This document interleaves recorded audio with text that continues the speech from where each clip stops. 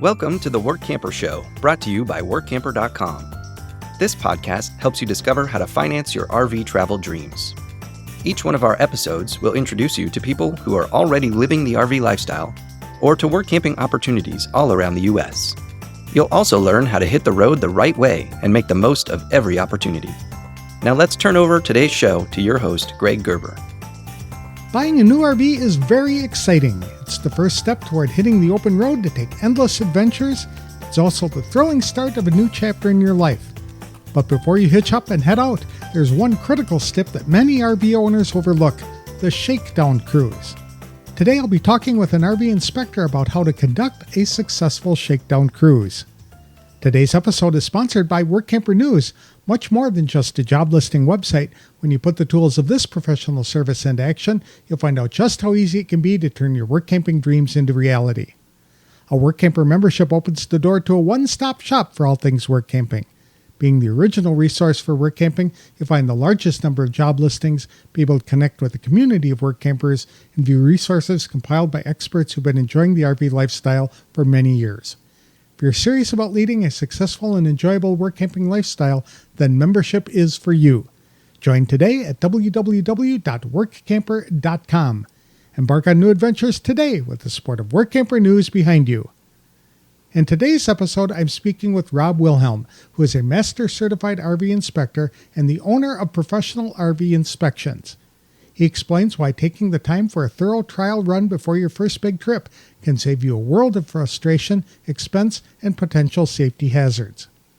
Whether you're a first-time buyer or a seasoned RVer with a new rig, Rob walks us through the key systems you need to understand, how to prepare for your first use, and the value of treating that initial outing more like a learning experience than a vacation. Rob explains why RVs are not just houses on wheels. Rather, they come with complex systems that need to be tested, understood, and sometimes even fixed before they're road ready. To learn how to make your first RV experience a successful one and avoid the most common mistakes that derail new owners, please welcome Master Certified RV Inspector Rob Wilhelm to the show. Thanks for joining me today, Rob. I really appreciate the time. Everybody gets excited when they buy a brand new RV, and the first thing they do is they take it out on a trip. What are some of the things that they are supposed to be looking for in a new RV once they're starting to use it? First and foremost, thank you for having me. It's good to see you again. Good to talk to you again. And I think the first thing I would say is that hopefully they had gotten a pre-purchase inspection by a certified inspector. That certainly takes care of a lot of problems, doesn't it? Definitely can. At least get it out their gate, so to speak, as good as it could possibly be. With that being said, when they go to their first time using it, maybe their shakedown trip, I always would recommend that they take maybe a short trip or maybe even have it parked in their driveway if possible to go through everything and understand how the systems work. But even before they get to that point, when they go to do their walkthrough, either at a dealership or if they're buying used from a private seller, make sure that you're able to go through all the systems to verify that things are working properly. Use that opportunity to ask them a lot of questions on how things work, because it's not quite like a house where many people may think it is, but there's a lot of different systems in an RV that make it very different. So you want to ask a lot of questions. Where's your sewer drain? Where are your various pull valves for your holding tanks? Where's your freshwater tank drain? Where's your low point drains? How do you run the air conditioner? How do you run the heater? Where are your bypass valves? Where's your water pump? So the list of questions can really go on, and the more answers you get, I think will make life a little bit easier for you as you start using some of the systems. Would you recommend maybe even record the walkthrough, either at a dealership or a private sale, so you could have something referenced to go back to, or at least take some notes, because it probably will be a lot to take in. And I would definitely recommend that you don't rush that process. Take as long as you need. Don't let a private seller or dealership say, you only got an hour and a half, and then we got to kick you out of here. Take that time to ask questions and make sure you're satisfied with the answers and you understand as much as possible.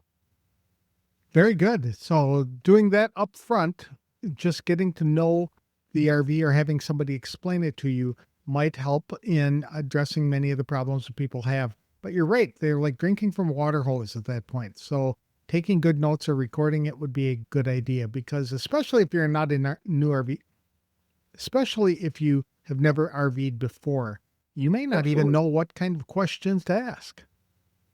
That's very true. And if you know you're going to buy an RV, I would recommend that you start doing some research as not only on what you're looking to buy, but try to get an idea, at least generically at that point, how systems work.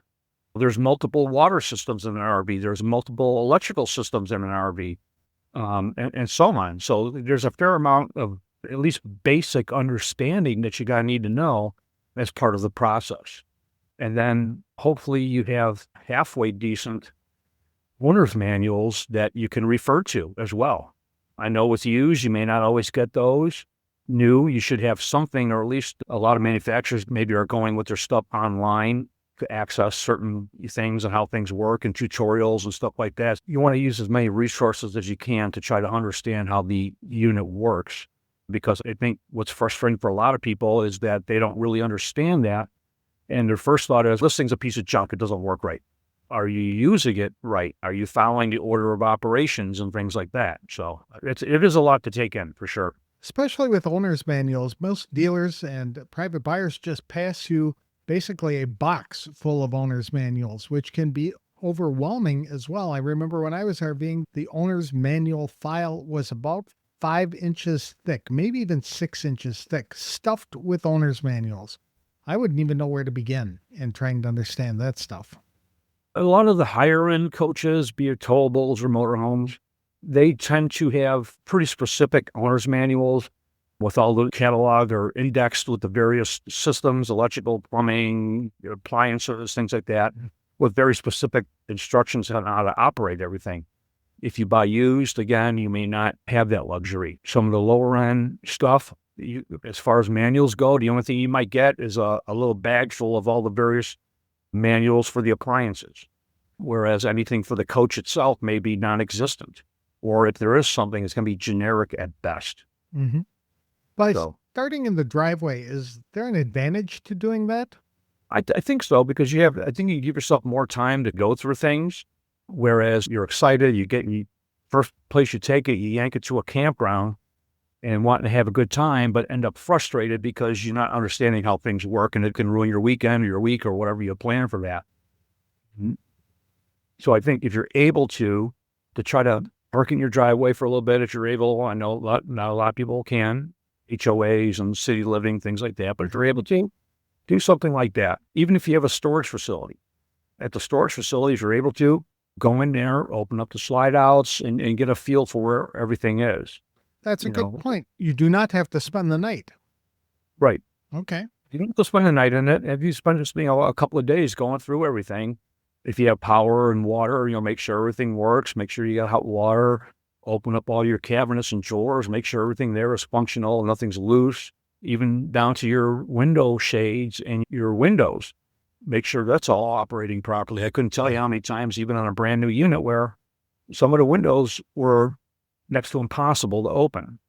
Is it safe to say that you should plan on doing more learning than RVing or having fun on that shakedown experience? I think so. Okay. I definitely think that your mindset of that first, however you plan on doing it, your first intention should be learning how that unit works, especially if you're relatively new or brand new to RVing. But even if you've been doing it for decades, perhaps, every unit is different. Might be a good idea. So there's going to be some specifics to learning the ins and outs of that particular coach. Might be a good idea to try and replicate the walkthrough that you had at the dealership or with the private seller to see if you can recall on your own how everything works. Sure, absolutely. Would you then suggest writing down things that you don't know how they work and doing the research then, or wait until you get back and try and figure it out? If it's something that you think you absolutely need to use, absolutely make a note of it and go on like YouTube or Google or whatever and type in your question. How do I operate a suburban water heater, for example, or how do I turn on my air conditioner, or whatever the case may be. You may be able to find something specific, maybe not necessarily to the coach itself, but to that brand or style of appliance. That's good. And you made a good point earlier that it might not be broken at all. You just might not know how to use it.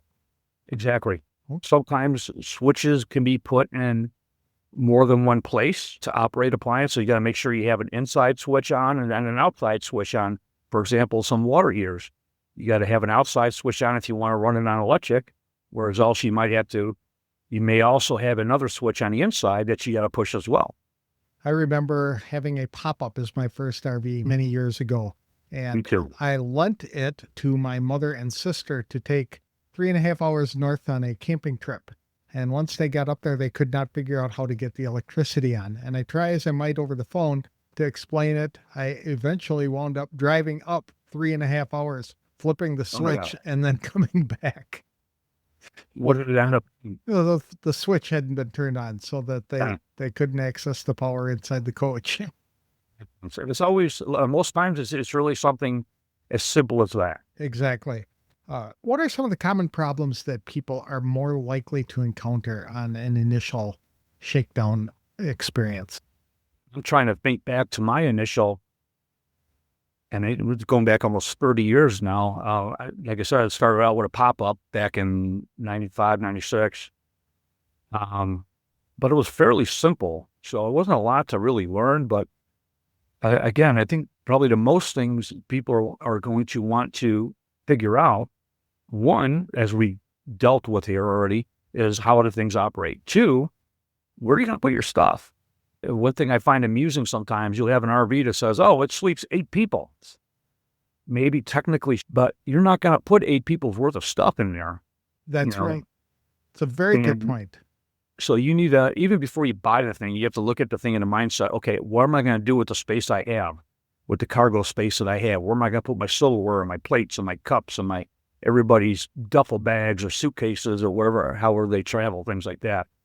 But even before you get to that, perhaps get to that first shakedown trip, you need to make sure you're properly supplied. Do you have your water hoses and any filters, power adapters that you may need, sewer hose? Do you understand how to level your RV, be it a travel trailer or a motorhome? You may need to have some kind of leveling blocks and tire chocks and things like that. That's really going to help you too to figure out what kind of stuff you're going to need for your setup. And sometimes you might not know that until you start using it, which is a good point. So you have a separate list of things that you need to buy and a separate list of things that may need to be fixed and probably a bigger list of things you need to know how to operate.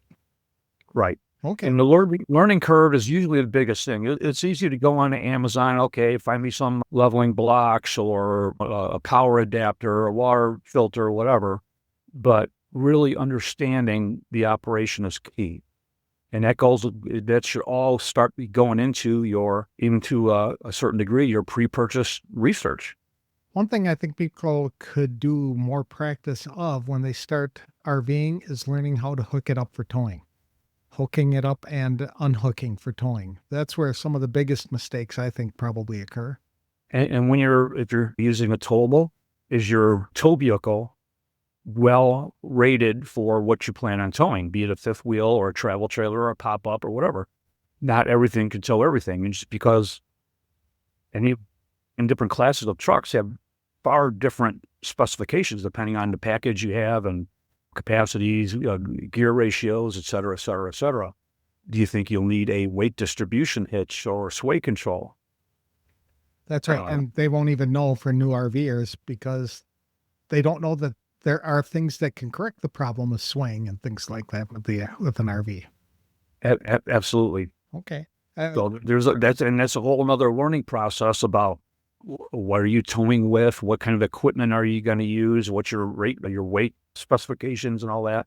Those are very crucial numbers to understand. And that's something that probably should be understood well before you sign the papers buying a unit, I would imagine, because ideally, yeah. I think sometimes salesmen, they don't care. I don't know. I see a lot of Facebook posts, and after a purchase, somebody said, my tow vehicle just does not handle this thing. They have to upgrade. They just bought something. They bought a trailer thinking it's going to be fine. Now they have to upgrade already. Or downgrade the towable unit, one of the two. You're right, because they might say that the vehicle is rated to tow a 3,500-pound RV. And so Right. they go out and they buy an RV that weighs 3,200 pounds and they think, awesome, we got it. But then when you add the fresh water and you add the clothes and you add the all the food and things like that, then you find out quickly that you're overweight. Or even the carrying capacity of the vehicle itself. Once you start adding your passengers, your gear, and whatever, you can easily go over that as well. And once you add on the ton weight, Are there things that people should pay attention to first in making sure that they understand it? I would assume life-saving equipment would be a good thing to do. Do they have to practice escaping in a window and things like that? it would be ideal to at least know where those emergency exit windows or doors or whatever the case may be are on a unit and how to operate them. Okay. Some of them are very simple things with a little push bar. Some of them are latches. But especially if you have kids, that should be one of the lessons learned on your shakedown trip. Safety features. Where's your smoke detector? Where's your carbon monoxide and propane detector? Where's your fire extinguisher? Fire extinguisher is supposed to be mounted within 2 feet of the entry door. Toy haulers with a separate garage in the rear are supposed to have 2 of them. Not only where they're located, but what they sound like when they go off. Exactly. Yeah, a lot of people will start hearing a chirping or a beeping, and they're looking around. They have no clue where it's coming from or why it's going off. So people that buy a used unit may not realize that a lot of those detectors are only really rated for 5 years from the date of manufacturer. So they need to be replaced after a period of time. Check your batteries. Smoke detectors are typically ceiling-mounted units will have a 9-volt battery in them. Sometimes you might see AA's. Propane detectors are typically hardwired into the 12-volt system. So understand where they are, understand how old they are, and test them as instructed by the manufacturer to make sure they're working to save your life. What are some of the things that people tend to neglect when they're evaluating an RV for the first time? Do you have any ideas on that? Yeah, I think people tend to, the first thing they're drawn to is a floor plan. And then they walk into it and they're looking at how it's decorated, the furnishings. Ooh, look, we got pretty LED lights under the recliners or accent lights over the slide out. Well, look at all the bling, things like that. But I think they're not really looking at perhaps the bones of it. When they go to pick this thing up, maybe doing a walkthrough, are they checking the undercarriage? Are they checking the suspension? Not that everybody knows exactly what they might be looking at anyway. Things that certified inspectors look for. We're checking the suspension. We're checking the tires. We're checking the underbelly material. There are holes or gaps or tears that could allow lots of heat or drafts or pests to get up in there. Wherever possible, we're checking for welds. I've seen quite a few towable units where they had some bad welds on the tongue. I've seen suspension units where there's missing bolts for flat springs or cracks in the welds on some of the leaf spring hangers, things like that. Drivable units. I've seen units where brand new, they're missing suspension parts where they just maybe fell off during the transport. Missing brackets for rear stabilizers. The list just goes on and on. But I think new buyers are typically looking at the floor plan and how it looks. They're not focused necessarily on the bones of it. And that's what I think a good quality, experienced inspector can make your life a lot easier. Somebody bought a unit without going through that step. Is it possible to get an inspection after a sale? It can be, absolutely. You may not always like what we have to tell you, but at least you'll know what you have and what you need to deal with. And typically rated on a level of severity. Is it a life safety issue? Is it a major issue or a minor issue? Things like that. How many inspectors are available, would you say, to guide people through a shakedown experience? Once they get the RV, they've got it in their possession. Do you folks offer the opportunity to accompany people on the first time they set it up or the first time they use an RV to explain how it's done again? There are some inspectors that offer that service. I can't speak for everybody out of the hundreds that are out there, current certified inspectors through the NRVIA. But for quite a while, that is a service that I offer. And I get some people that take me up on it. They just buy something. They have no clue how to operate it. So I'll recommend that they take it perhaps to a local campground if they're in my area. And I'll guide them through If need be, getting it unhooked, getting it leveled, hooking up power and water and operating all their appliances. I'll also check the safety features on the unit with various detectors, the fire extinguisher, things like that. Mm-hmm. Do they need to know how to use things like fire extinguishers? It would be a very good idea. Okay. Absolutely. What's the point of having it if you have a fire, you have no clue how to use it? And it's not horribly hard. It's typically take a pin, aim it, squeeze the handle, and point at the base of the fire. And then if you're doing that on a shakedown, you have to get that recharged somewhere, I imagine. You will. I know Once you use it, you're going to want to get that replaced. Where would you do that? Recharge. Where would you get a fire extinguisher recharged? I don't know. I would Okay. probably Google Recharge fire extinguishers near me. recharging a fire extinguisher. I know there's companies out there that do it, and they go to various commercial settings and check them and things like that. But probably the easiest thing to do would just be get another one that's rated the same as what you have. And the current standards are a fire extinguisher with a minimum rating of 10 BC. A couple of type of flammable materials, but the minimum rating is 10 BC. Is there anything else that you can think of that people need to know in order to enjoy a good RVing experience with their RV? I think it's going to be most enjoyable, and it's going to take a lot of work, especially if you're a novice, but I think it's going to be most enjoyable when you have a good understanding how everything works. It's just going to make everything so much stress-free. Now, if you think something doesn't work, that's when if you have any type of troubleshooting skills, maybe you can apply those if you have some proper tools. But if you have a new unit, you got to probably want to make a call to your local service center or dealer, or maybe even a mobile tech to come out and try to get you fixed up again. Where is your business located? I am in Algonquin, Illinois. It's about 40 miles northwest of Chicago. And I typically cover a pretty wide area of the Midwest. On a routine basis, I have clients that are having me travel to Michigan, Indiana, all throughout Wisconsin, Illinois, Iowa. I've been as far west as Nebraska, Kansas City, Missouri. I tend to get around. So if people wanted to find an inspector near them, where would they be able to do that? If they want to find an NRVIA certified inspector, they would go to nrvia-org. And when they come up on that homepage, there's a little button there that says Find an Inspector. They can click on that, and it'll take them to a locator map where everybody's got little pin locators. They can zoom in and to the area they need an inspection in and see who's available. Okay, super. Thanks, Rob. This is very helpful. I know that people are super excited when they buy their RVs, but that excitement wears off really quickly when they find things broken and they find that they don't know how to operate or it doesn't work as expected. So being able to check that out is a good idea.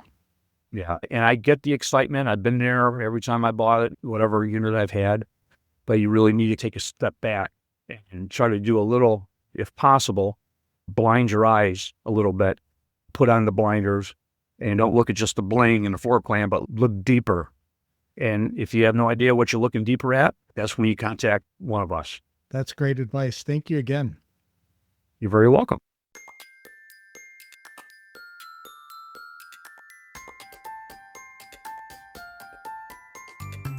As Rob Wilhelm, the owner of a Professional RV Inspections, pointed out, the best time to discover problems with your RV is not when you're hundreds of miles away from home trying to enjoy a vacation. A proper shakedown cruise, even if it means parking in your driveway or at a nearby campground for a couple of days, gives you the opportunity to understand how everything works and what doesn't. Rob recommends starting by operating every system. That means you should run the air conditioner and furnace, check the water heater, test the electrical outlets and appliances, as well as verify that slide-outs and leveling systems function smoothly. Don't forget the simple things like opening and closing windows, pulling the shades, running water through every faucet, and making sure cabinets and drawers stay closed while in motion. Make note of anything that's confusing or unfamiliar, and use that time to research how it works or call in help if you need it. During your shakedown, it's also wise to inspect safety systems like fire extinguishers, smoke and carbon monoxide detectors, as well as look at the emergency exits. That is especially important if you're traveling with kids. You should understand not only where these items are, but how to use them and what to do if they fail. If you're not comfortable doing this on your own, RV inspectors, like Rob, can walk you through the process in person. From leveling the RV and hooking up utilities to reviewing basic maintenance and operating procedures, a hands-on walkthrough with a professional can boost your confidence and prevent costly mistakes. To find a certified RV inspector near you, visit www.nrvia.org and click on the Find an Inspector tool. You'll be able to search by location to see who's available in your area to help. Rob noted RVing can be one of the most enjoyable ways to travel, but only if you take the time to understand how your RV works. So take that shakedown cruise seriously, fix the kinks, and then hit the road knowing you're ready for adventure. People can connect with Rob on his professional RV inspections website at www.prorvi.com. Today's episode was sponsored by Workamper News.